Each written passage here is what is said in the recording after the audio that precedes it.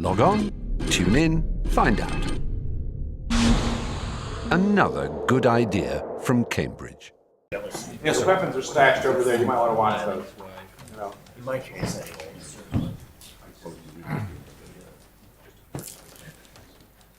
Don't say that to go So he can say.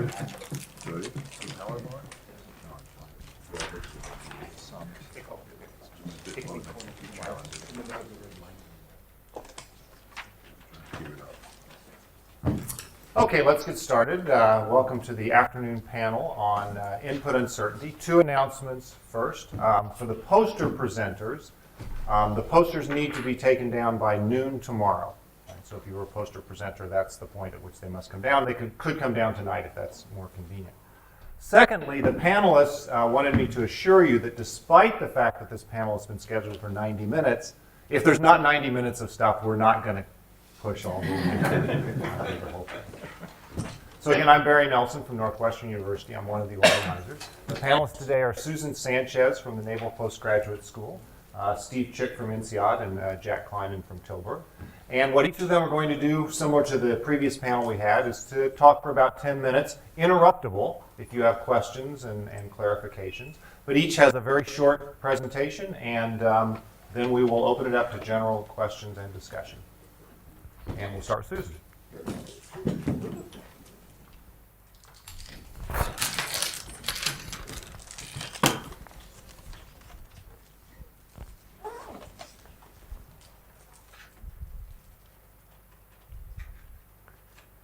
All right, so let's see.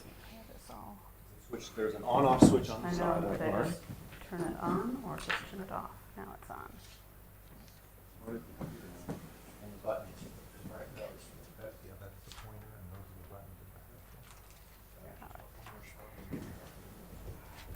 So thanks again, as everybody has said that's been up here. This is just a tremendous workshop, and I'm very, very excited to be here. Lots of great ideas.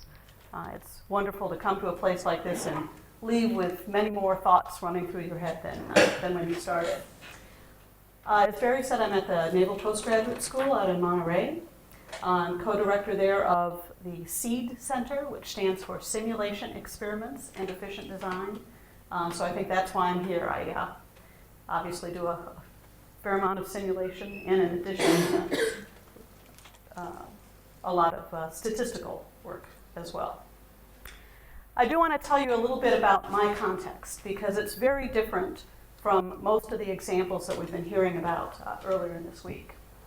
So the types of simulations that we deal with have characteristics that are different from certainly these deterministic physical model simulations that a number of people have talked about. And they're also quite different from the queuing models and so forth, at least the toy examples that have been talked about in some of the stochastic talks. So we've got typically a large number of factors. And factors and inputs are not necessarily the same thing. There's a lot that goes behind that in terms of deciding what's a factor. But to give you an idea, the largest model that we've looked at had 800,000 inputs. And this was being used for manpower planning. Most of the work our students do deals with a much smaller scale than that. We didn't actually look at 800,000 factors in our experiment, but we're regularly looking at things like 50 to 150 factors. We've got many different factor types. So not just continuous, but discrete factors with limited numbers of levels, mixtures of qualitative and quantitative factors. We've got a whole host of things here that make it quite a different environment. So I'm not going to go through all of them in my 10 minutes here to talk. But the types of questions that we're looking at tend to be a mix of things. We often are looking at trade-offs. We're trying to look at what impact new technology might have on operations in the future. And at that same time, that might involve the development of new tactics, techniques, or procedures, and we'd be looking at that in a variety of different operational environments. There are a lot of logistics applications. Humanitarian assistance and disaster relief is certainly something that keeps recurring. And those are activities that we're very, very interested in. Homeland security applications as well. And increasingly, many of these models involve including humans in there. So we've got models of social dynamics. We've got models of how people interact with these technological systems and how they react with each other. Now, the title of this workshop was Accelerating Industrial Productivity, so I want to try to put in a few ties back to that. How does this tie back to that industrial productivity? Well, in the United States, the Department of Defense drives these major acquisition programs, which industry then needs to go ahead and participate. I was given the high sign that they're having trouble hearing you, so just make sure that the microphone is on. It is on. It's on. Maybe move it up just a little bit. So we've got these major acquisition programs, decisions made about, say, what capabilities these new technologies should have are going to percolate through and then have a lot of implications for industry and manufacturing. And the other aspect is this pace of transformation is accelerating. So in part of that, the decisions are being made more quickly in terms of what equipment to field or what equipment to try to procure, what training to do. And because of that, the reaction time for industry to respond to those calls is also accelerating. And in both of those cases then, I think experimental design has a lot that it can offer to this community. So a couple of quotes here. Hammersley,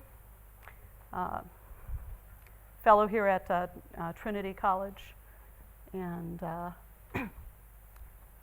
has a nice quote about the theory behind simulation is to replace theory by experiment whenever the former falters. And then, of course, we like to say, and the picture here is to say, simulation is used to avoid making a type 3 error. Type 3 error is working on the wrong problem, and this picture you can't see very well is supposed to represent someone searching for their keys under the lamppost, because that's where it's light, instead of in the dark alley where they dropped it, because that's convenient. So if you've got a model, if you've got a system that's amenable to simpler types of models, you may not need to resort to these large-scale stochastic simulations, but in many cases, that's the only way to answer the question that we're interested in. So, some food for thought. In a number of the applications that have been talked about, the goals of calibration, prediction, and optimization have come up. And I'm going to throw in validation in there as well. And in my environment, these are not necessarily meaningful goals. Calibration is something that we just can't do. If we're trying to look at calibrating data that we're going to collect about how insurgents might behave in the future when faced with a particular environment. For prediction in the sense of making tight confidence intervals about specific numeric quantities is perhaps a lot less valuable than just providing insights into how the system behaves. Optimization isn't meaningful. Herbie did a wonderful job. We don't want to have that really steep cliff. So if you optimize for something that's unattainable in practice, then it's not a very useful goal. So the types of goals that we tend to think about are, how do we develop a basic understanding of these systems? How do we go about and find robust settings for these decision factors? How do we compare the merits of different alternatives, which falls more in the ranking and selection mode than in the experimental design, perhaps? And increasingly, as we've started looking at models that other people have built, how do we do these massive sensitivity analyses to try to check some of the assumptions or some of the coefficients and parameters that are embedded in those models?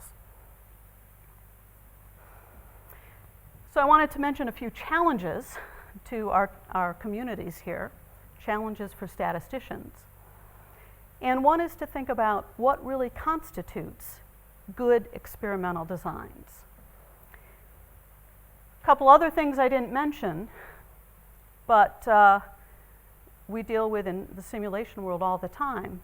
The run length is variable. So if I'm doing a broad exploration of a complex system, some of my design points might take a few minutes to finish, some might take a few hours. So focusing on the number of design points is a really important characteristic of my design does not directly map to sampling budget. Similarly, if I've got cluster computing capabilities, it may take me no more time to get 1,000 replications of a particular design than it takes me to get a single replication. So I can set it running at night before I leave for the evening, go home, come back in the morning and get a wealth of data instead of a handful of data opportunities. So the bottleneck is not necessarily the computing time. We've got a lot of possibilities we haven't exploited, like continuing to run offline. Maybe after we've gone ahead and answered a particular question for our sponsor, we've done some preliminary verification of our experiment, we can keep running that simulation. So there's no reason to view this as a fixed single type event. And finally, as Barry mentioned yesterday, this idea of going ahead and trying to leverage the sequential nature of simulation experiments can be very useful. So if we think about the space of potential designs in this very notional graph here, where we've got factors that range from a small number to many. We've got types of factors. We're looking at things where we've got very consistent types of factors to a real mix. And then on the other dimension, we look at response surface complexity. And I'll throw in there error structures, all sorts of things. A lot of the classic designs have sort of focused on this lower left-hand corner, where we've got very expensive data, and we're really trying to go ahead and do as much as we can with expert opinion to cut down on some of that design space before we run our experiment. And what I see is increasingly a need to try to get some tools to balance that out and allow us to move into these very complex surfaces involving lots and lots of different types of variables. So at the Seed Center, we've focused on methodological work that is looking at designs for many factors, sequential approaches, and things of that sort. What constitutes good analysis? Again, as I mentioned, I don't think we should wait till the end of writing a simulation to do design. So we find it extremely helpful in terms of the model building process to go ahead and be doing these experiments along the way. And tying into the input uncertainty, sometimes some simple experiments early on, following the Taguchi robust design type idea, although with different designs, may indicate they're components of your model that don't need to be developed any further. So this can also help assess how much detail is needed in particular parts of your design. Unlike many of these physical experiments, most of the time when we get a simulation that doesn't run, it means there's a bug in the code. So those are very valuable occurrences. And we have to be able to work interactively with the developer if we're not developing the model ourselves and go back and fix those.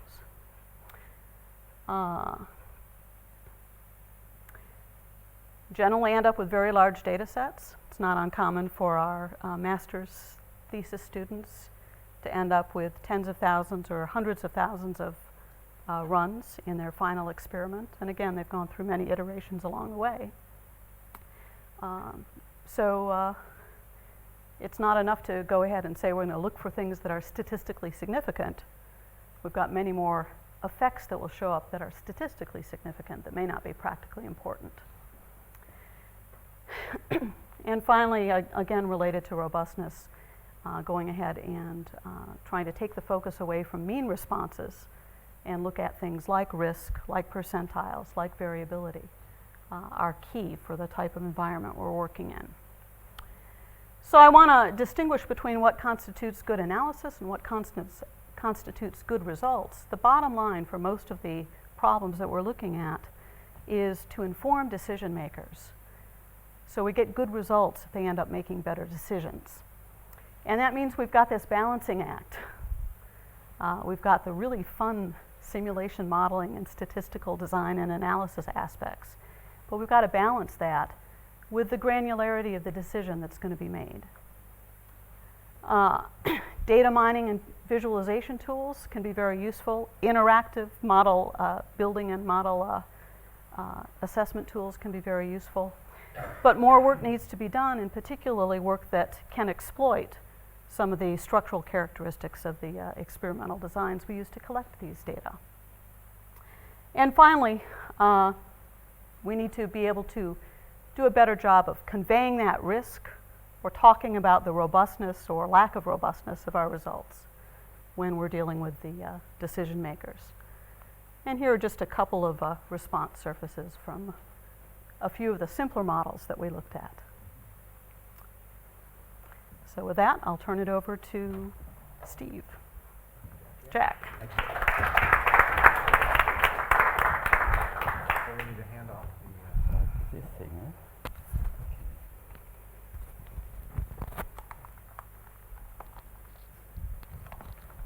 Oh, we worked together when you were the chairperson. Okay. Okay, let's see what happens if I push this button.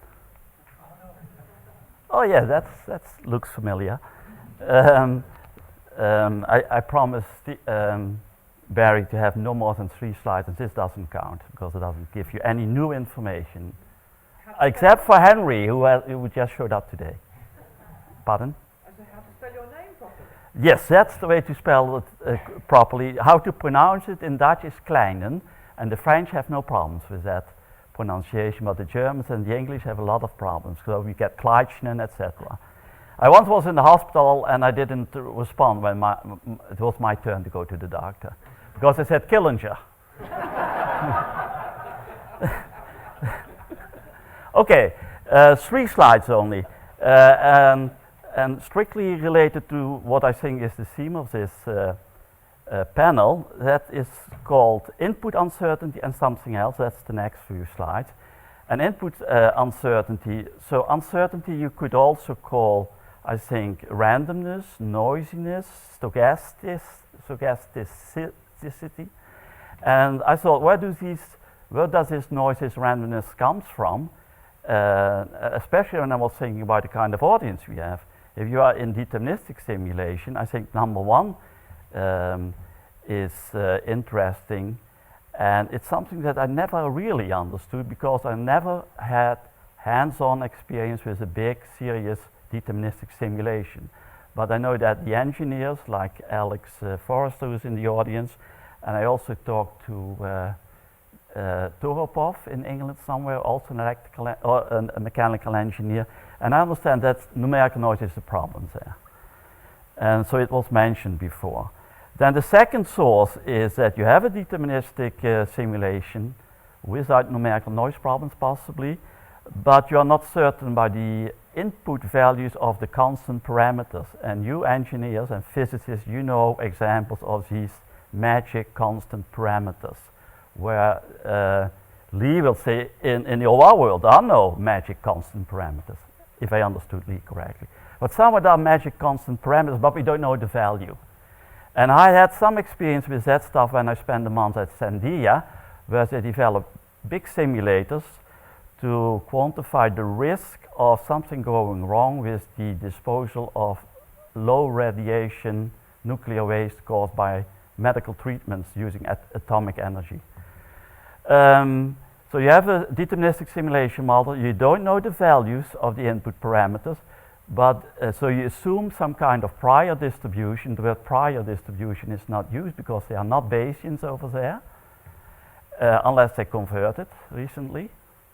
And those distributions are not definitely uniform, because that would mean that when you go to the experts, they say, can be anything between 0 and 1200. So they can be log normals and even log uniforms. I've never seen a log uniform before. And so you sample values from that probability distribution of all your inputs, but most inputs are assumed to be independent. Some of them are positively correlated, and there's a trick to do that when you use Latin hypercube sampling, which was, to the best of my understanding, developed for the people at Sandia for this kind of applications. It's called uncertainty propagation. I think the term is pretty clear. There's also a term that I haven't heard used these past days, and that's called epistemic uncertainty. And it means the uncertainty that is created because this parameter is fixed, but nobody knows the true answer. So you go to the analysts, the experts, and they are the source of the uncertainty. They haven't done their homework of lack of schooling. They don't know the exact answer, but they have some ideas. You know, it's in a certain interval with the most likely value, etc. And in that sense, it's subjective, and I feel that it's very closely related to Bayesian priors. And I come back in the next slide to that. And then the third is our community. Yes, the one we are all discrete event dynamic simulation artists. So we use pseudo-random numbers all the time. And I learned at Sandia that John Halton calls that aleatory uncertainty. And it means that it's part of the way we model the system that there is variability, unpredictable variability. Not completely unpredictable in the sense of uniform distributions. It might be an exponential distribution for arrival times or an exponential distribution for surface times. So it has to do with the system, not with the analyst. And an example would be a queuing model that has this aleatory uncertainty because we don't know when customers will arrive, which a lot of this goes back to what Shane was mentioning this morning. And this is really philosophical. We would know when the customers would arrive if we would go through the trouble of calling each customer in the morning. And then we would next assume, there are always assumptions to be made, that they would not get into a traffic jam. So the input distribution is a quick way around this problem. If you want to learn more about this, and it nearly is philosophical, you have to read the book by Bernie Zeichler. Very old book, but it's a wonderful book. I forgot the title. Yeah, but I have a copy. I have maybe three books actually, and that's one of the 3 books. So that's the queuing example. And at supermarket and in traffic, we run into that problem all the time. Questions about this, so this is actually the continuation of the previous slide. These questions were mainly raised by, I got interested in this stuff when I was at Sandia, where John Halton was my host, and he has a lot of publications. Many of them are in the journal called RAS, which stands for Reliability and System Safety, I think. And he has many publications, and he raises questions like, where do we get this expert judgment from, these prior distributions? And then I filled in maybe Delphi techniques developed at RAND, etc. How do we quantify that uncertainty? And I think all of us, we use probability distributions, but there are other ways like fuzzy sets. Maybe, yeah, that was mentioned by one speaker. Evidence theory, I even don't know what it is, so let alone that I ever used it.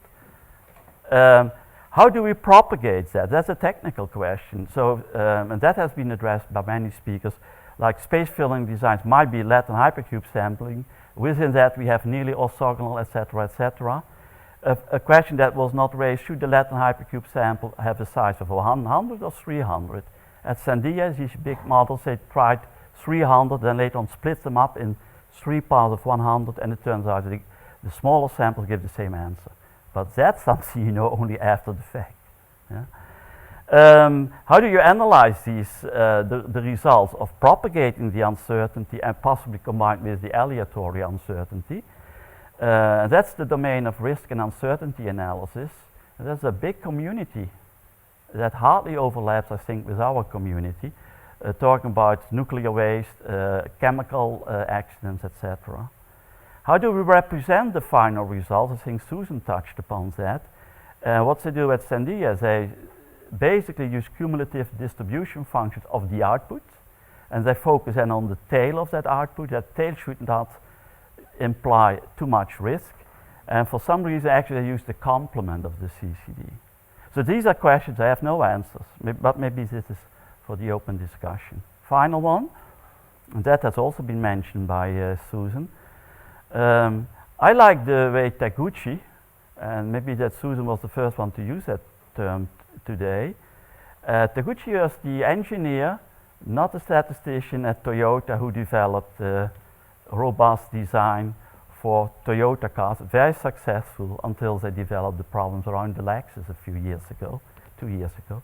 It's not robust in the sense of Ben Tal, who was mentioned this morning. I met Ben Tal several times, and we had this quite long discussion, and unfortunately my conclusion is we live on different planets in a way. It's sad. I was prepared to learn, but I didn't learn too much. I was only impressed by their work. So what does Taguchi essentially do? He says there is one bunch of inputs of the computer, or he doesn't talk about computer simulation, but about real-world experiments. So you build a prototype of a car. Then some inputs are under your command. Like in operations research, it would be the order quantity if you have an inventory system. In engineering, it would be the design of a wing of an airplane or the fender of a car. And then there are uncertain inputs, and examples would be demand in an inventory problem. It's unknown how much we sell tomorrow. The wind in the air wing example, the pilot, etc. I've done quite a bit of work along these lines, but of course, being a pseudo-statistician, I thought I could do better than this Japanese engineer, Taguchi. So we replaced his low-order polynomial regression models that he uses by Kriging models. We replaced his designs he used very simple designs called orthogonal arrays, which are heavily criticized by statisticians. And what I've been doing recently is that for the design variables, I use a space filling design because I want to explore all possibilities of that design space. And I combine that with a Latin hypercube sample for the environmental factors, where I sample the environmental factors not uniformly, but according to the distribution I got from the expert, like a normal distribution. Then the third step is that instead of the simple signal noise criterion that Taguchi and his followers are using, we use more a mass programming approach where we pick one variable as being the most important we want to minimize, and then also outputs have to satisfy certain constraints. If we change those constraints, that might lead us to a Pareto optimum. It's one way of getting a Pareto optimum.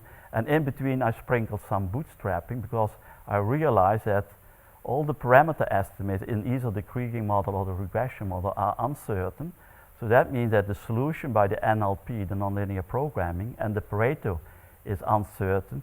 And I want to quantify that. And I have to admit that today, I don't know at the end of this whole exercise how to present that uncertainty to managers.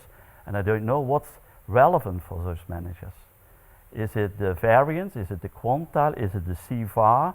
And this is the slide I promised not to show. Okay? I am in time, eh? You are. Steve. Oh, wait a second. Yeah. Oh, and then this.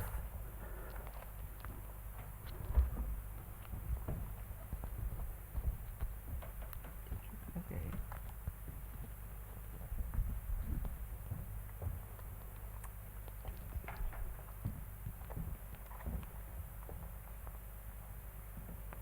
Can you hear me okay? Yep, okay, great.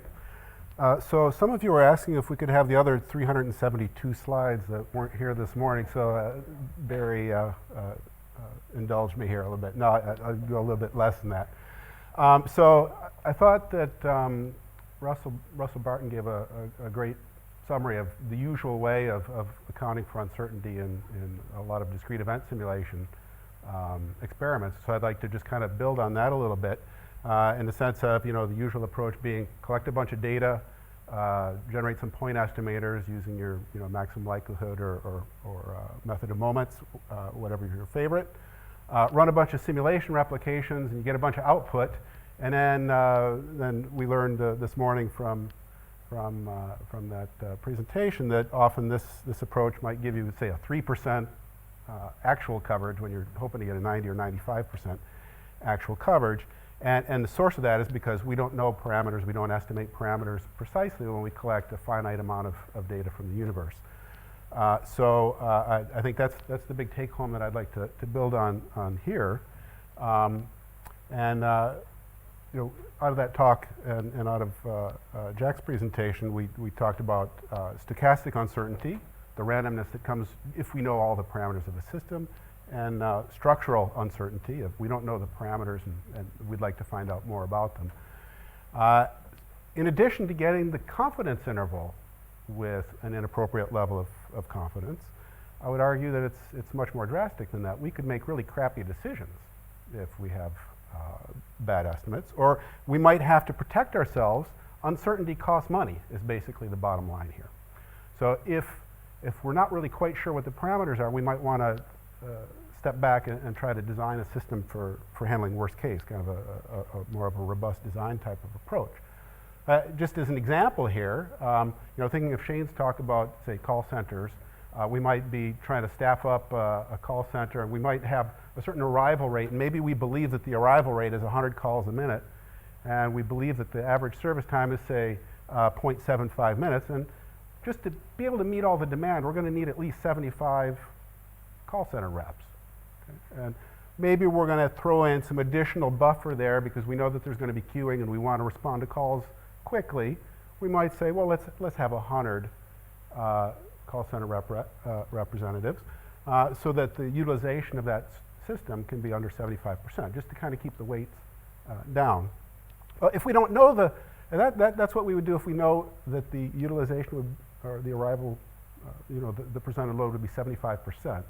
But if we don't know that, because we've estimated it, well, not only do we have our confidence intervals wrong, we would have to actually hire a bunch of extra call center reps in order to be able to make sure that we respond effectively. So for example, if we had a constraint that was we'd like to have a utilization of our call center reps of no greater than 75%, with probability 0.99 at least, to be pretty darn sure that we're going to be able to satisfy that service requirement, well, that means we're going to have to add a lot more call center representatives. And it turns out that the less data we have, or less sure we are about the utilization, maybe it's 80%, maybe it's 70%, maybe it's you know, plus or minus a little bit, the less sure we are that the utilization is exactly about, you know, 75% if you were to have 100 reps, the more we need to protect ourselves. So that's what this picture is all about. If we had the equivalent of a small amount of data, then we have a very wide range of what we would believe the arrival rate would be. Well, we'd have to add a lot of servers. And so as we get more information, we can have fewer servers. So the basic point here on this slide is to say it's not just statistics that go wrong, it's money on the table that goes wrong. The more uncertain we are, the more money we have to spend to protect ourselves in a design. In this discussion about input uncertainty or structural uncertainty, I'd like to kind of build a little bit in a different direction than where Shane was going.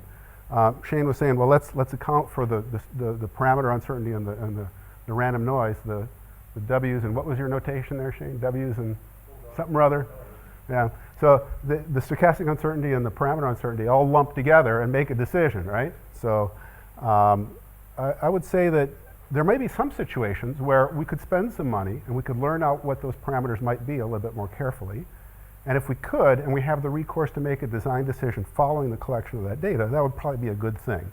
And so that's a little bit different than what Shane was going at. And so what I'd like to advocate is, well, how might we go about doing that? So a couple of ways to go about it, and probably you could think of 100 other ways to go at it too, but here I'll just throw out one or two ideas. We might think, well, we've got a certain set of information so far about our parameters to our system. Suppose we could collect a little bit more data, say M1 new observations for parameter lambda 1, M2 observations more for parameter 2, lambda 2.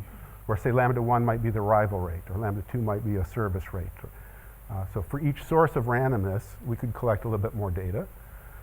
We know that we're going to have this kind of stochastic uncertainty the effect of uncertainty in our output mean because we don't know the parameters? Well, we could quantify that by the variance. And well, how would we minimize that variance if we were to collect more data subject to a budget constraint on sampling? So that would be the kind of a thing you might do. And you might do that by just pretending that if you collect a few more data points, the uncertainty around the parameter estimate might shrink. And so there are a number of ways you might go about doing that. So in fact, for an MM1Q, you can write down some formula. And basically what the summary of this whole thing is basically what you really need is you need some sort of an estimate of how fast the output is influenced by the input parameter. So that's the gradient of the output with respect to each individual parameter. Square that thing, because we're looking at variances. And multiply that by basically what's like a Bayes information matrix, kind of a log posterior thing to look at the normal approximation around the posterior map, the maximum a posterior probability estimator, and then add in how much expected information you're going to get from each observation. So you can get kind of a nice hyperbolic function here, and so we know how to do that. We can handle all that. The key message on this slide is we can quantify, at least to a first order linear approximation, what the variance should look like if we collect more data. We could do that. What does that mean, though? It means we need to have some sort of a notion about how the mean response is influenced by each input parameter. And it means we have to have some sort of a notion of how much new information we're going to get with each sample. And we can solve that. That's a relatively straightforward thing. What does that mean for input modeling? It means that data on inputs doesn't come only at the beginning of a project. It comes after we get an idea of what the parameters are. So it's a new way of approaching a modeling project. You also have to look at the output, and you might go back and understand what's the system more. And that's something that's not always done in a lot of projects, where in practice, a lot of simulation projects that I've seen are you build the model, you hand off to the decision maker, and that's it. I'm advocating here dialogue with decision maker, and then try to learn and reduce that input uncertainty that seems to be driving the uncertainty in the mean response. So that would be one approach to doing that. And there's a few things you can do to generalize that kind of approach. I guess another kind of angle of trying to look at how you might try to reduce input uncertainty with the spirit of economic approach to reducing uncertainty and looking at the economic value of information. Well, basically, this is kind of a generalization of what a lot of you have been talking about already in terms of expected information. So you've got an EI criterion. For example, in a Gaussian random field model, you're trying to optimize, you pick the next point, we're using the EI criterion, expected information. It's appeared in several of the talks. Well, that's what I'm trying to describe by these two terms. Those two terms are, if I were to get a little bit more information about the input parameters, how would that influence my decision, and what's the expected reward from improving that decision from an economic standpoint? And then what I'd do is I'd see, well, I look at what's the benefit of collecting that data. I look at what's the cost of collecting that data. So I guess I'm calling for new research in this area, which would be, let's balance the economic benefit due to a better decision being made and balance that with the cost of collecting the data. It's a very different approach to input modeling than what I've seen in kind of traditional approaches to simulation modeling. So that's that.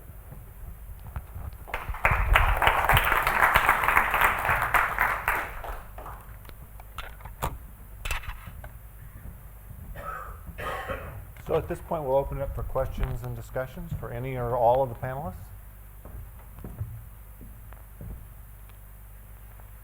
So a question on Steve, you were talking about this, as Susan did, by the way, of the sort of development of the model simultaneously with some of the experimental issues. So this question about collecting more data, I'm wondering, when you say collect data, you sort of hinted at this, but I'm wondering if you're meaning this, there's smarter ways of collecting more data than just random sampling. Do you have any ideas about how runs of the simulation might let you be smarter about where you need more data?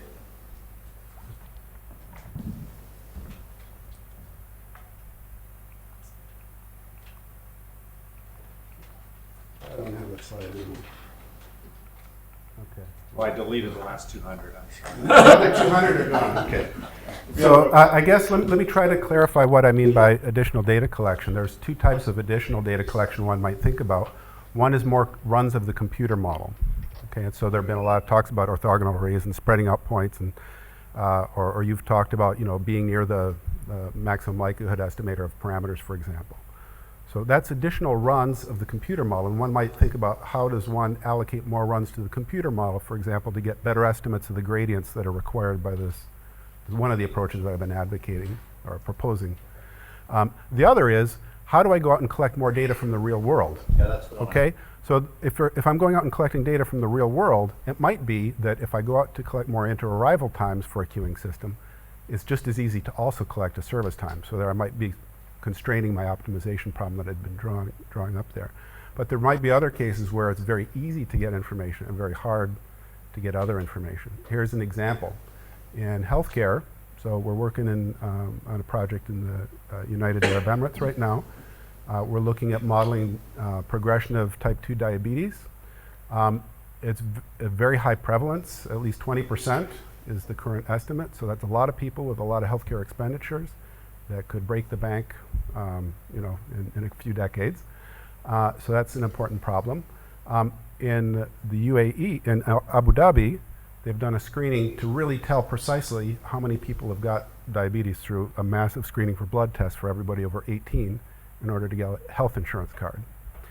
That screening can identify pretty well the number of people with various stages of progression of type 2 diabetes. So that gives a very good estimate of the initial state of a dynamical system model, for example. The same statistics are not available in the Dubai Emirate or in Saudi Arabia, for example. So one question would be, what's the expected value of information of control decisions you might make to try to control diabetes relative to the cost? And here X would be, do I screen everybody for blood glucose and other things? Okay. That'd be an example. So, or I could choose a subset of people to screen, and maybe that would be enough information. So that would be a type of thing you might think about there. Actually, I wanted to say one other possibility, and that is for many situations, it's not necessarily, you may not have any data. You may have subject matter expertise that says, again, we're between these ranges and this is the most likely point. So going and collecting any real world data might involve major instrumentation. It might be a very time-consuming activity. There may be no possibility of just collecting one point. If you were going to do that, you might as well go and collect a lot of information. So this is an area where I think simulation has an advantage, because we can actually view things like both the parameters and the shape of that input distribution as factors themselves and do some preliminary experiments. If you're in a situation where you've got just two distributions to worry about, it may be relatively easy to say, am I going to do more sampling? If you've got these hundreds of potential input distributions, then some preliminary experimentation might help you prioritize, here are situations where I really need data, or I really have to make sure that my decision maker is aware that I'm making some assumptions about that data. And on the other hand, we may find that, in the context of the larger decision to vaccinate or not to vaccinate, that perhaps many of those potential sources of uncertainty correspond to uncertainty that doesn't propagate and escalate through the system, but gets dampened by the system.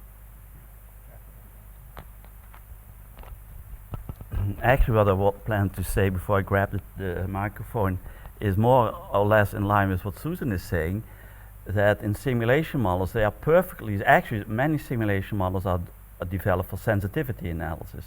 That is, we play with factors and then we find out which factors really matter, given the experimental area to which we restricted the model. And then it turns out that some factors are really crucial, and then you want to know very sure if it's an environmental factor, what its precise value is, or you want maybe shrinking the range of its possible values, and you want to find out what the shape is of the prior distribution for those inputs. Then there's another group of variables that are under your control. They are not environmental. I'm using the Taguchian approach. And I give you an example there. I was involved in a deterministic meteorological model with 400 factors. And the idea is that this institute in Holland would support the Dutch government to take legal measures to fight CO2, pollution. And of course, in practice, you cannot regulate 400 factors. So the main idea of the simulation model is, let's find out which of those 400 factors really matter. And that's where we did some screening experiment using the sequential bifurcation. And we found out that among the 400, there were 14 or 15 factors that really mattered. And I remember that my contact person at this institute was daily or weekly commuting with the minister who was responsible for legal measures to do something about the environment. So there are two types of factors, environmental and decision. Sensitivity analysis is the first step, I think, and later on you might have risk analysis or uncertainty analysis. That's when Steve's talking about his example. It seems that we may be boxing ourselves a bit by thinking of these as closed systems. For example, diabetes screening may actually change the behavior of pre-diabetics, and so it's not a closed system. The data has changed by the fact Heisenberg, and we really will impact that.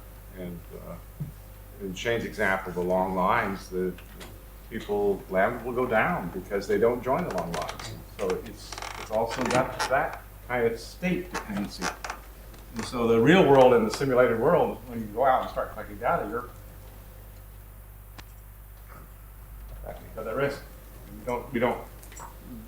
There are two terms in your expression, and I'd like to see an interaction. Maybe that expectation on the far left is also a function of how big X is, for example. That would be. Yes. So there are a couple of examples that have been brought up through the discussion of input uncertainty in which decisions were being made, then the parameters that we're uncertain about are going to be revealed or revealed at least in part.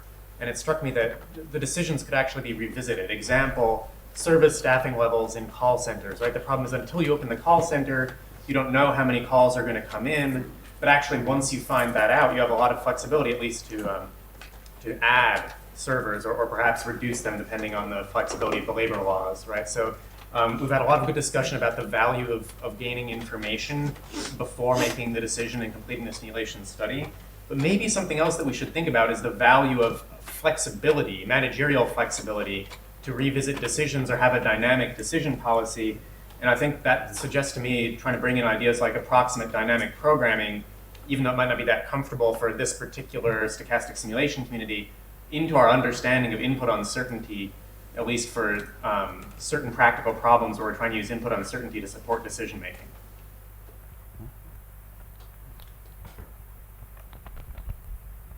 I think that's a great point, and it's very similar to the points that Lee and Shane were also making. I think when we draw our model boundary, we often draw the scope around, in the olden days, around the four walls of the factory, and then as industrial engineers, we started looking at entire supply chains, and that broadened the boundary. And then we realized, okay, there's some gaming going on and some strategic play happening, and then some models of strategic play. I think that's a very valid point to say, should we be modeling as a broader scope, even the decision-making, simulating the decision-making policy of the object being simulated? And there, I think, we at least I have a couple ideas, but I certainly think there's a zillion things still to learn and do there on that particular topic.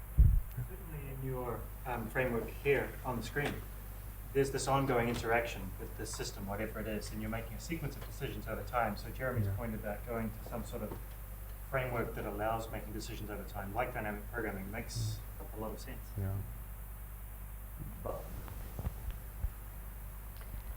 I think that's one of the reasons why people are turning to these agent-based models and intelligent agents, because again, that gives you another opportunity of looking at systems that evolve over time, agents in there that react to their environment and potentially change their behavior.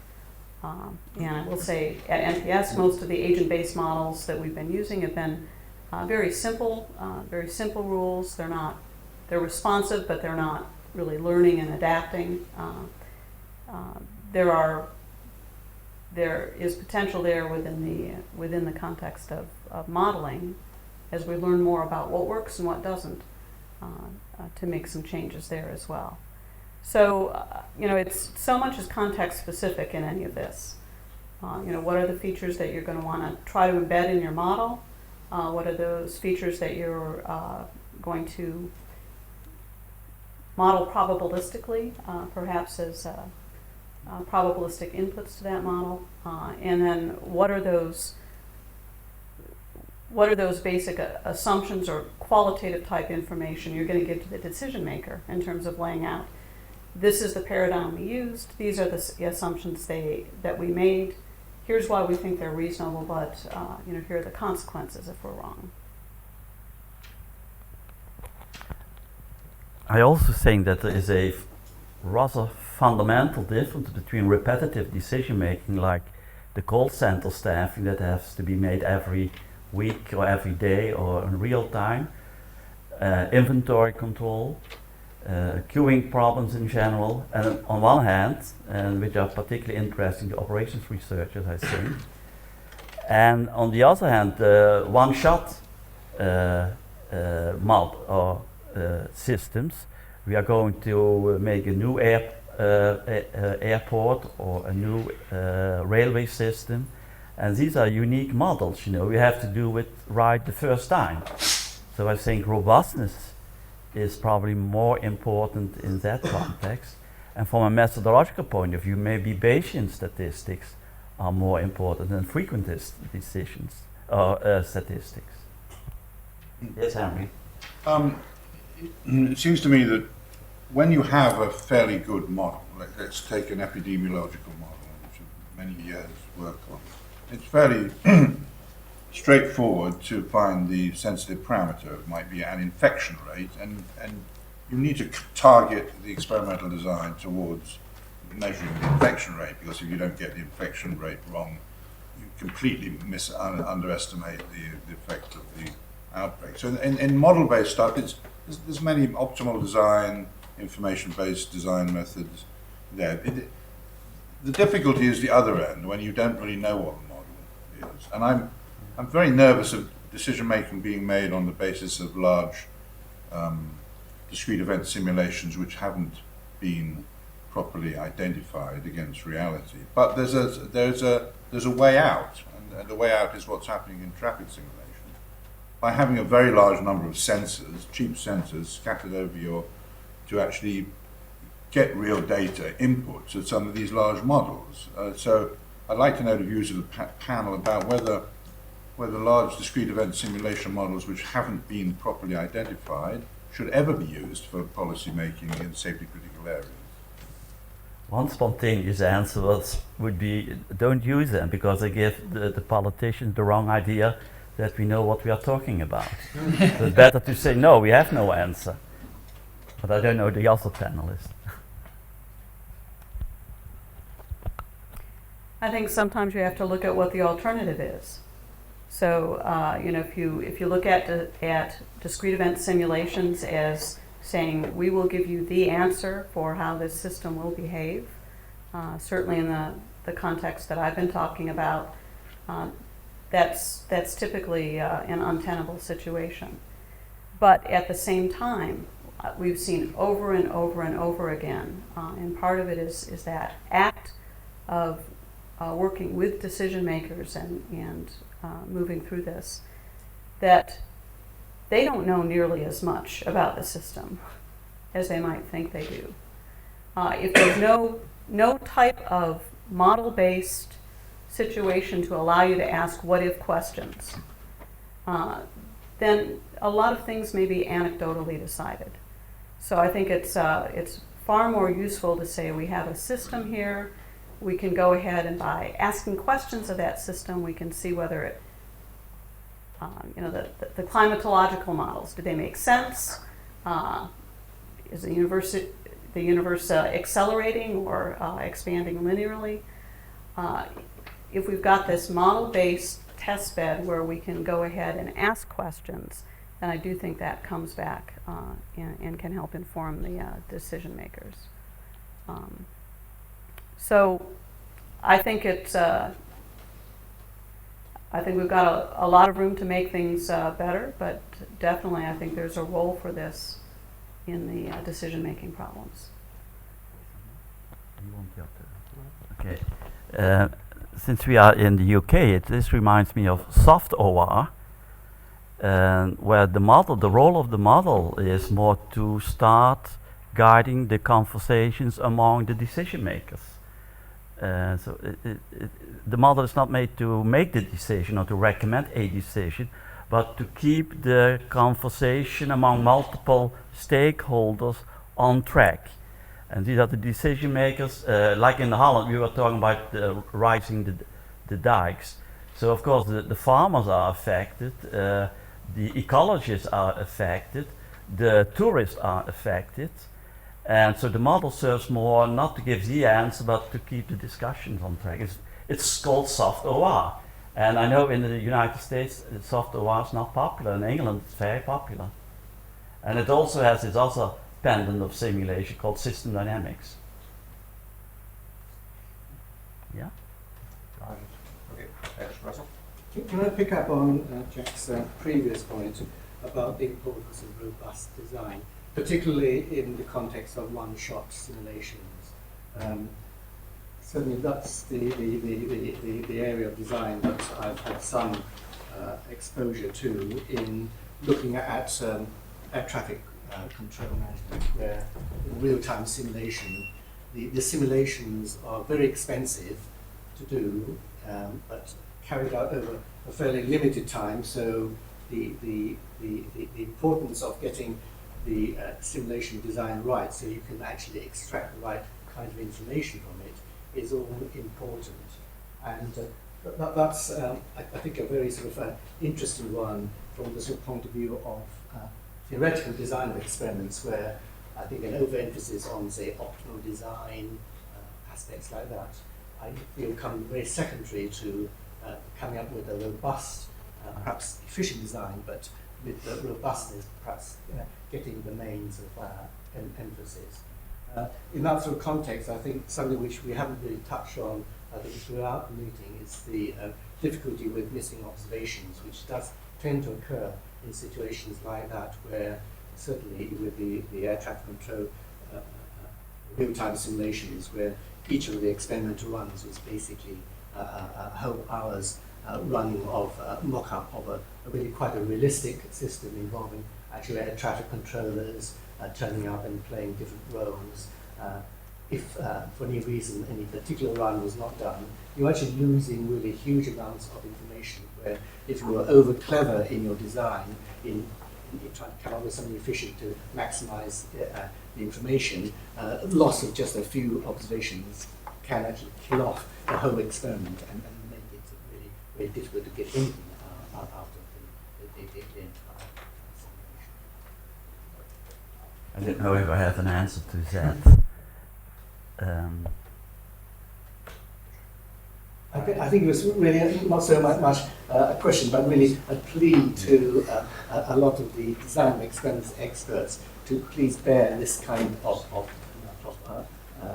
comment in mind. Because certainly when I was trying to assist in the actual design of the experiment, it came down to only something like 20 or 30 actual observations were possible, and one really had to actually get this right in the light of a huge number of different output responses that were actually of interest. I would say it's a plea for meta-modeling. The simulation takes awfully long, that's what you emphasized. Some might never end, that is a crash. So you would fit a meta-model, like here probably a Kriging model, a Gaussian process model, and that you could use for real-time decision making. Actually, there's no alternative, I think. In real-time decision making, if the simulation takes a long time, you must find a pretty accurate meta-model approximator. Would you agree, Russell? Oh, yes, yes, Yeah. yes, yes, yes. But I And think the horror scenario that you were sketching is that some of the simulations, if they fail, that you would not be able to fit the creaking model. I find it a bit hard to really imagine that. That are really critical. Well, if you know that creaking is bad at extrapolation, I'm playing the devil's advocate. Creaking is bad at extrapolation if now it happens that the simulation that fails is on the border of your experimental areas, then you have a bigger problem than when it's in the interior. And maybe the only alternative is to try again, because you say this is a crucial one. Otherwise, I have to use creaking for extrapolation, and we know that that's a bad idea. And I think the difficulty in the sort of kind of context that I was talking about was where you might be sort of making assumptions about the kind of effects that the factors would have. Things like sort of interactions, which in preliminary discussion, it may be thought that certain interactions are not important, but they turned out to be important, your design, because it was made efficient for what you thought was going to be there. But in fact, other things impinged that would make the analysis almost impossible to carry out. I think that's a challenge, and I was also thinking then of in a sequential design environment, and simulation is perfectly suited for sequential, that now I get lost. I get lost. So in the next step, that the original design that was optimal or was pretty good for the original model you had in mind without the interaction, that it can be a building stone, another waste for the next design. And the famous example is, of course, the central composite designs, where you start with your factorial, low order factorial for first order model. Then you do some validation tests, so you must at least have a center point. You find, oh, lo and behold, it is important to have higher order effect, but then the first order model is, or first order design is just a building, a useful part for the next step.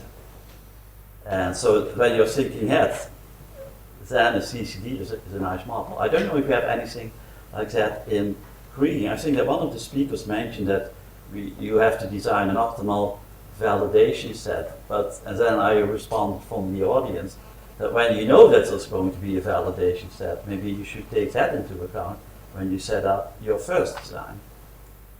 Anybody in the panel?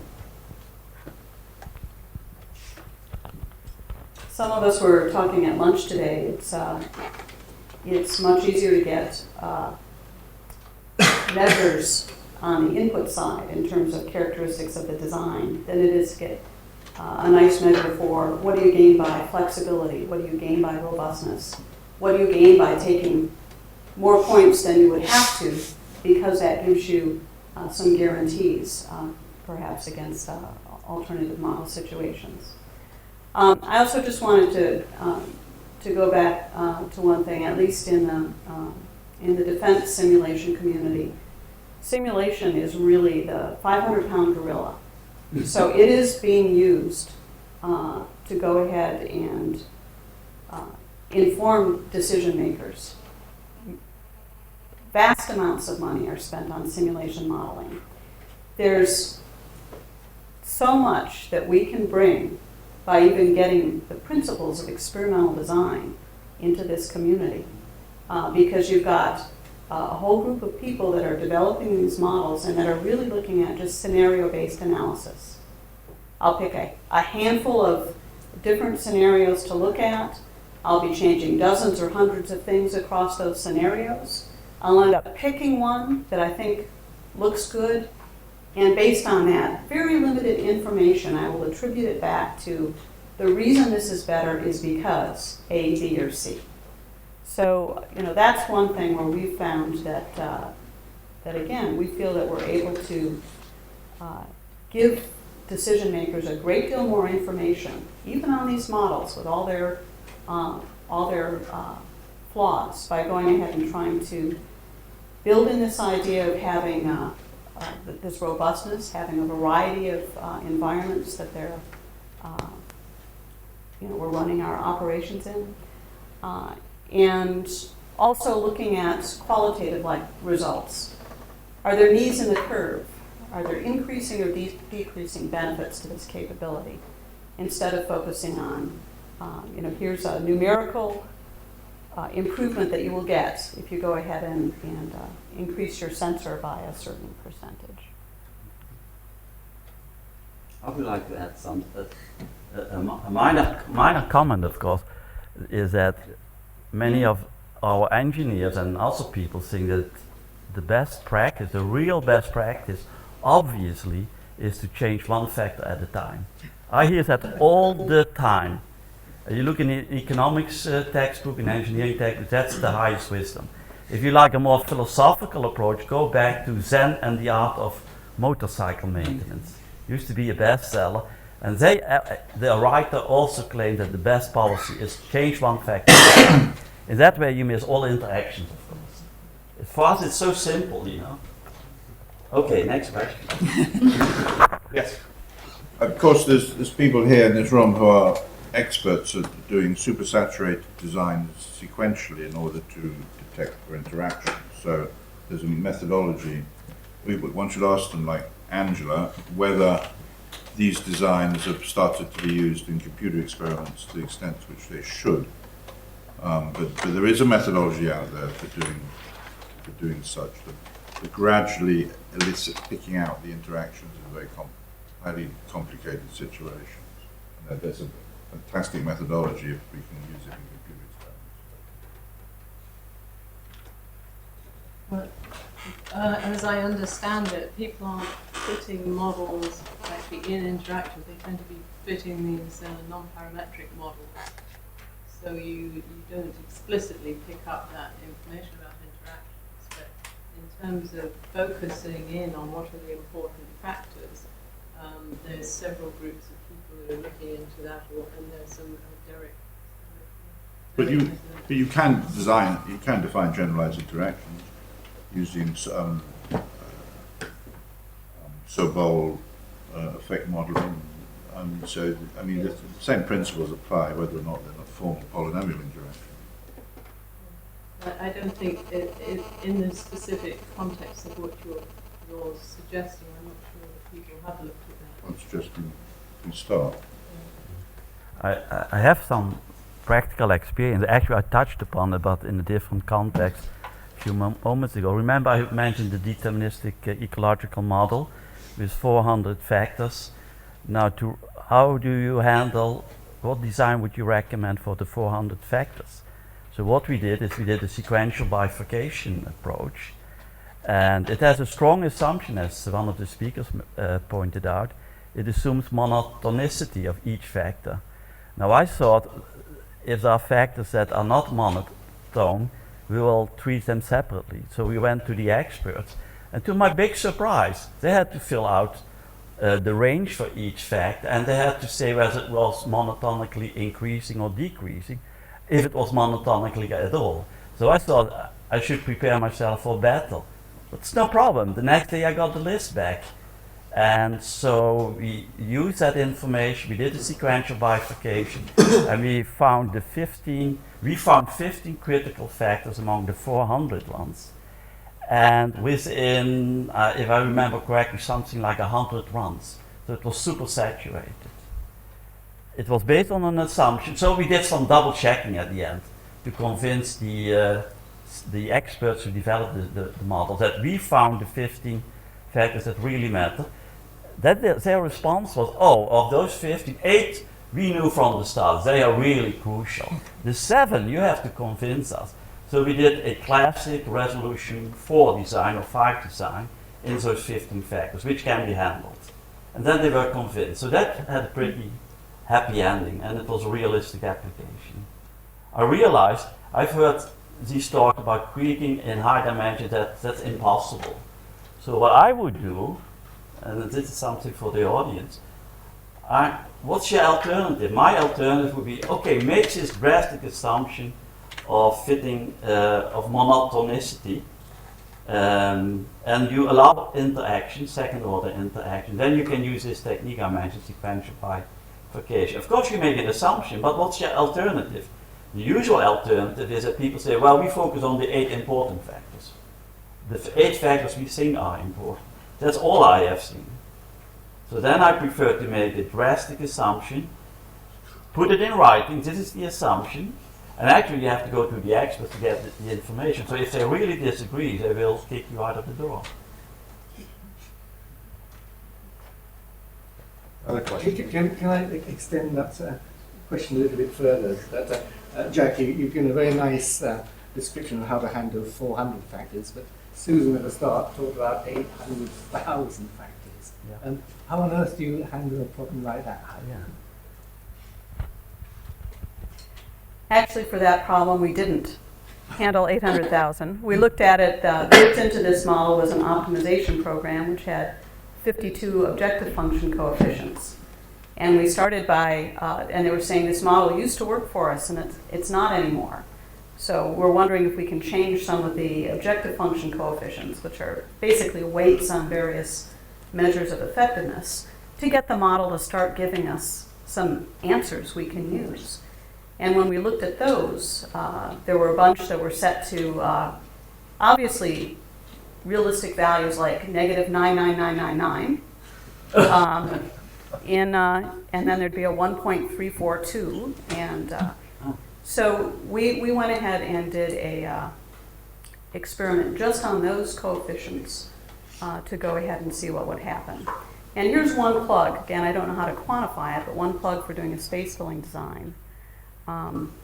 Against our best advice, the student went off for the first time and said, I'm going to do a resolution 3 fractional factorial with the low and high points from the very limited user's manual in terms of potential ranges for these objective function coefficients. We said, no, do a Latin hypercube.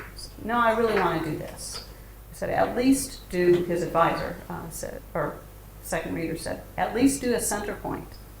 And the first time through, that center point was the only one that ran.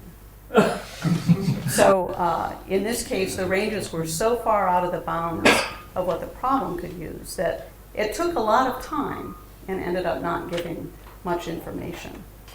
But I do want to say that I think that when we first got into this 10 years ago at the Naval Postgraduate School, we had people coming up to us saying, why on earth do you want to look at 12 factors?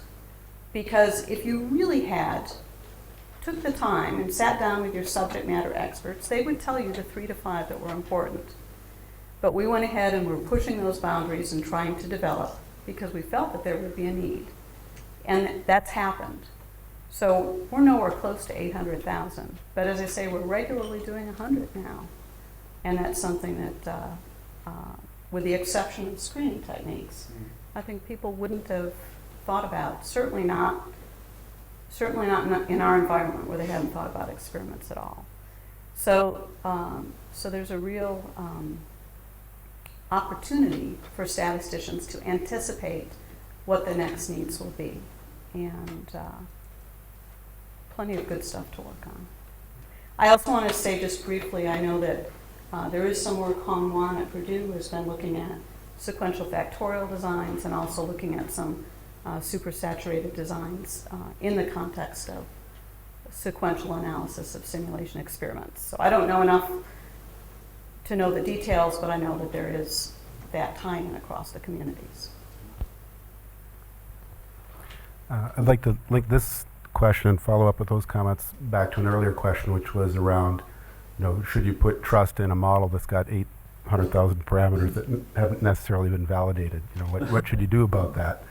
I think you had raised the example of infectious disease models, and certainly there are examples of very simple models, say differential equation models, or some mild level of heterogeneous mixing that might be appropriate, say, for example, in the daycare center example with otitis media being found in a lot of the school kids. One might also try to model the entire city of Dallas and have every single person going to work and back and all that sort of stuff and all those types of interactions. You get hundreds of thousands of parameters in that type of scenario, and people are doing those types of models. So one could ask, could one validate those? And that's a reasonable question to ask. Or could one validate a simple model given that one knows that the simpler model is wrong? Or should you just not do anything and just say, well, the politicians are going to pick anyway, so let's just let them have fun with it. I think one might try to do a model sensitivity analysis. We talk about sensitivity analysis to parameters. One might look at sensitivity analysis to problem structure. And so start with a 2-parameter model, then a 4-parameter model, then the 8-parameter model. And if the difference in decision doesn't vary much, or the expected value of getting more information about the parameters for the simple model isn't much, you're probably not going to want to spend a pile of money to validate all 800,000 parameters for the more complicated model. So that would be another way to approach that that's more economics based.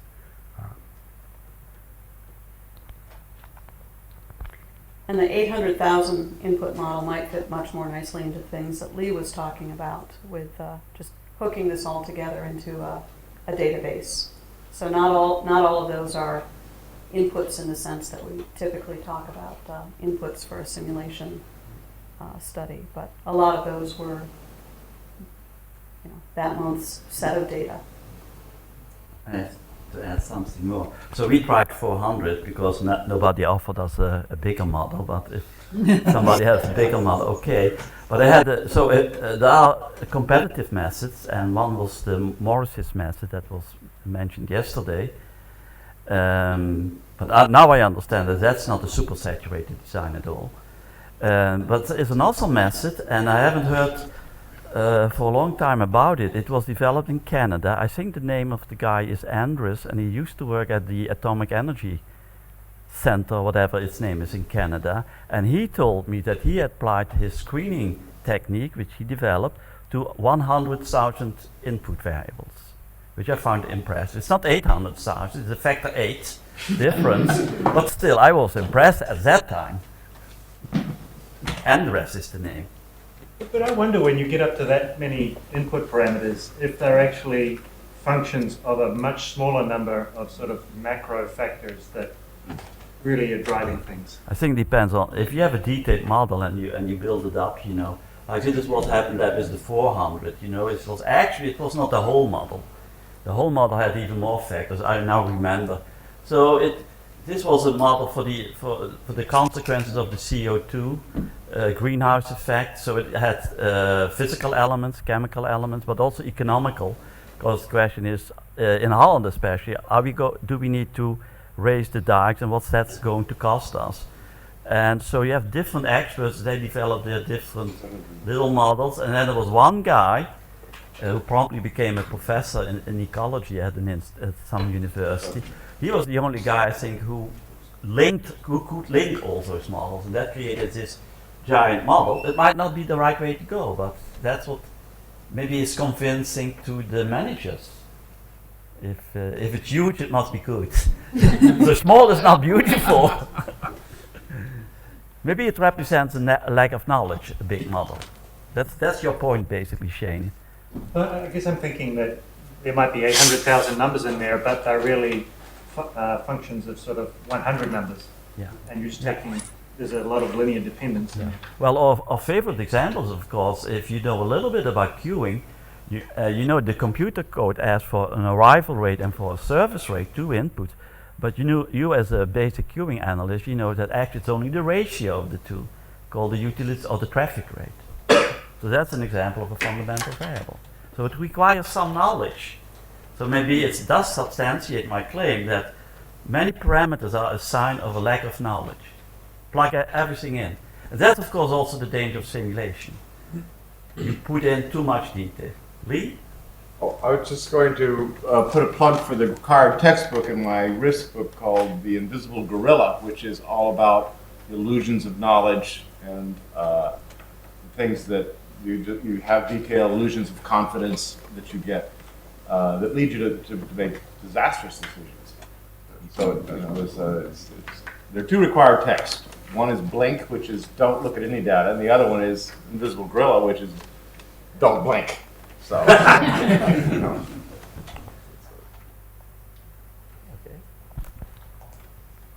Well, I think this has been a very patient group. Exactly. I'm sorry. Yes. I was just going to say that I think the detail versus model credibility is a huge detail, or a huge problem, and it's very easy for people to add detail.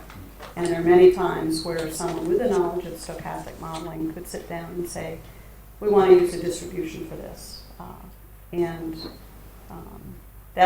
That's a problem that the simulation community has to tackle. And that's certainly a benefit for saying we'll learn what we can with simpler models. But when you see, I actually cringe when I see some of the details that are put into some of the models, not ones we develop, but ones that we might be called in after the fact to say something about. And as a first step, if you can start saying you've got way too much detail in this model, then that might help them down the road use better modeling practices. Well, maybe one last question. Sure. And that is, we've talked a lot about input uncertainty, but we haven't talked too much about the response to this, the system engineering response to that input uncertainty. And from what I've seen so far, there are at least 3 classes of responses to a significant amount of input uncertainty, given that you're comfortable with the structure of your model. We're never really comfortable, somewhat comfortable with the structure of your model. And that is, you can either build in the capacity to handle some large percentage of the response, or you can build in robustness. So we've got the capacity response, the robustness response, and then the flexibility response, which is you can build the system flexible enough to handle the uncertainty in important dimensions. And a subset of that is the real options response that we're just learning about now, where you build in flexibility, but you build it in a very systematic way where you put forward some options, but you actually value the options and you can exercise them only according to their value. And I was wondering for the panel, what you've seen, the type of responses you've seen, which response do you see used most frequently and in what circumstances, and do you have any real experience with real options that you could relate, and successful or unsuccessful?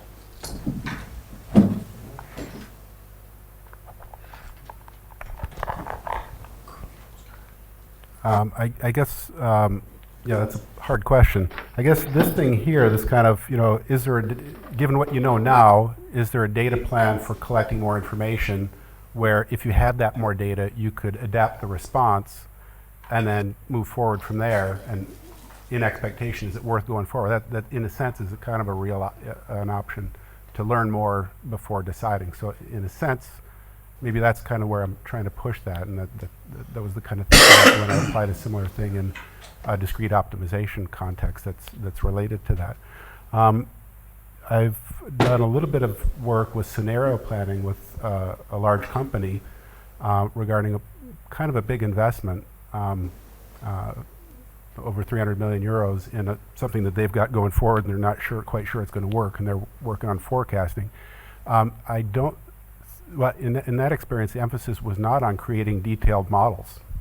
There, the emphasis was on identifying potentially major shifts that could change all their assumptions about potential sales and demand and potential negative reaction if something went wrong with the launch of a product on the marketplace. And so there, everything was around developing how am I going to react and how do I find warning signs in the environment in order to be able to identify proactively rather than finding out from CNN when I wake up in the morning. That was the kind of thought process that was going on there. But I don't have that much experience in that kind of realm. So. Could I ask a question just to clarify? By real options, do you mean a strategy that you can follow when the stuff hits the fan? No, real options is very specific. If you The know real financial options, Okay. these are the equivalent of financial options, Right. but in real world systems. Okay, I got you. Thank you. So I have seen that actually quite a bit in manufacturing, where the real options approach is used for valuing flexibility because of not being quite sure what capabilities you're going to need and trying to decide what level of flexibility you should do, and using the real options paradigm as a way to think about investments in flexibility. Bioproduction all the time they'll do that. They'll reserve certain kind of collectivity. certain capacity. But I think With an option, actually pay for it. Pay for the options. I think as a discrete event simulation community, we often don't necessarily think in terms of building real options into the structure of our models because it requires a closer integration with the decision maker, and often if the simulation is more of an operational level, that strategic decision making is not immediately available as part of the modeling process. But working at another level, certainly there are models that could be built using these kind of same concepts, but more at a board level than at a operational level, I would guess. Yeah.